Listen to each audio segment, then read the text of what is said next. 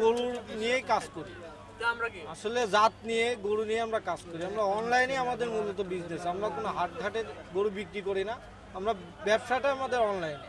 তো আল্লাহর রহমতে সবসময় চেষ্টা করি এক্সক্লুসিভ এবং ধামাকা কোনো কিছু নিয়ে আসবো যাতে অন্য কারোর কাছে নেই।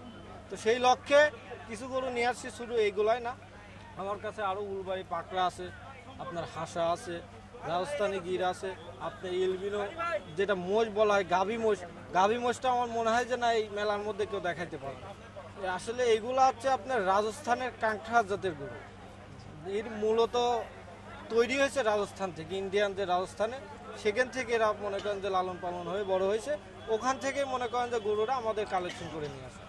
এগুলো আপনার দাঁত 6 দাঁত 8 দাঁত হইতে পারে অবশ্যই, যেদিকে আপনার এরকম দাঁতের হইলে পারে যারা বড় খামারির আছে তারা অবশ্যই এর মধ্যে অবগত আছে যে এই গরুগুলা যখন আপনার দাঁত সেরে যাবে বা দাঁত 6 দাঁত 8 দাঁত হবে, তখন এই গরুগুলা ঘ্যাট করে বডিতে মাংস লাগবে।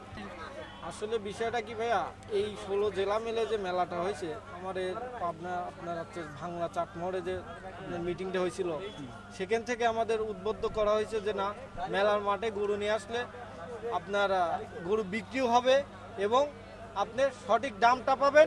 দ্বিতীয় কথা, এই যে আপনার সারা বাংলাদেশের মধ্যে ধরেন যে আমাকে তো আর সবাই চেনে না, এমন জন আছে ও আপনাকে চেনে, তবে আপনার মাধ্যমে থেকে যদি আপনি আমার কাছে আসেন তাহলে আপনাকে কিছু টাকা দেওয়া লাগবে।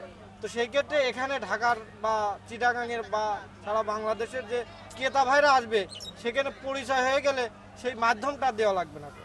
তো সেই লক্ষ্যে আমরা মেলায় নিয়ে আসছি, যদি বিক্রি হলো তা আলহামদুলিল্লাহ, না হলো কোনো ক্রেতা যদি মনে করে যে ডাইরেক্ট পাবেল ভাই থেকে নিবে, সেটা সবচেয়ে বেটার হবে, সেও কমে পাবে, আমিও অল্প কিছু লাভে দিতে পারবো।